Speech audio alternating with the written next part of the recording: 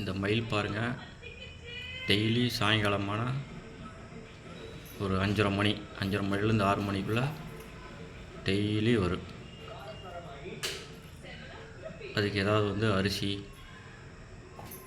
சோளம், ராகி ஏதாவது வைக்கணும். சாப்பிடாமல் போகாது.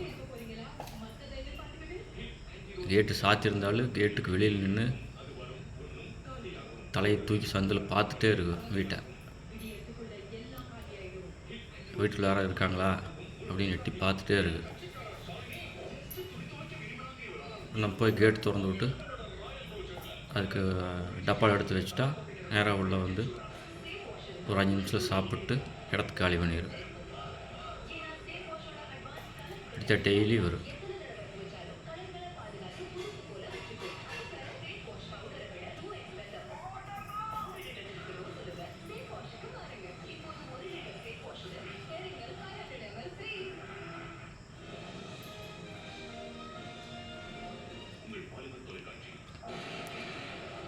அது வெளியில் ஏதோ சத்தம் கேட்டோம்னா பயந்துருச்சு. அதனால் வெளியில் போய் பார்த்துட்டு வருது, யாராவது வர்றாங்களா இல்லையான்னு பார்த்துட்டு மறுபடியும் சாப்பிடுது. பயம் ஜாஸ்தி இதுக்கு.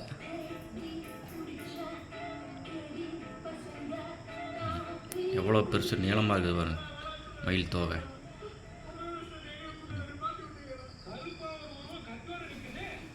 அவ்வளோ முடிஞ்சது. பக்கத்து வீட்டில் மேலே ஏறி கிளம்பிடுச்சு.